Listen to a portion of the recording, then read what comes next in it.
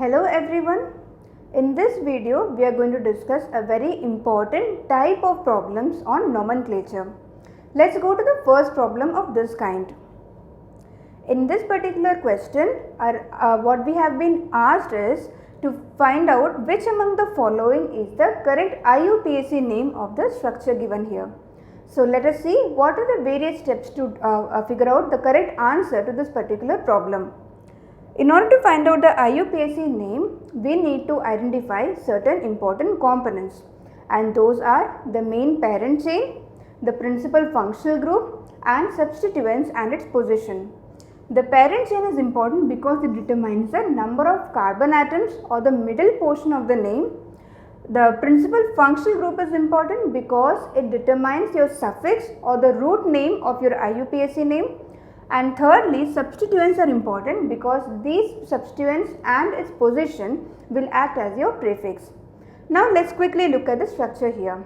We need to identify the main chain or main parent chain. So parent chain is the longest chain which contains maximum number of carbon atoms. So if we look at this particular structure here, we can see that the number of carbon atoms is 1, 2, 3, 4, 5, 6, 7. We can get 7 carbon atoms. So, but we need to be very sure that this is the parent chain because longest chain should have maximum number of carbon atoms. If we name from this side, we can see that 1, 2, 3, 4, 5, 6, 7, 8, there are actually 8 carbon atoms. So, now we can see that which among them is the correct parent chain. So, obviously 8 carbon atoms or this one would be your correct parent chain such that these two portions will act as your branches. Now the second thing is how to do the numbering. Should we start numbering from this side or should we start numbering from this side of the parent chain? We remember very clearly that numbering is done in such a way that the branched carbon receives the lowest possible number. So if we number from this side, we can see that branching is occurring at 5th carbon. However, if we number from this side, we can see that branching is occurring at 4th carbon. So now we know that obviously numbering has to start from here because branching is happening at the lower position.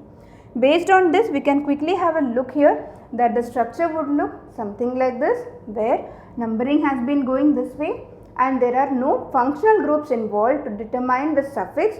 This will be a simple alkane because we do not have any double bond or triple bond, and the substituents are nothing but methyl and ethyl, which is CH3CH2.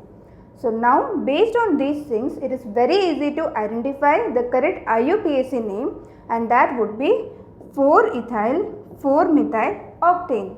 Why octane? Because you have 8 carbon atoms, and ane, it is ending in ane because this is an alkane. And now what are the prefixes? We have two substituents, a methyl and ethyl, both are in the same position at C4.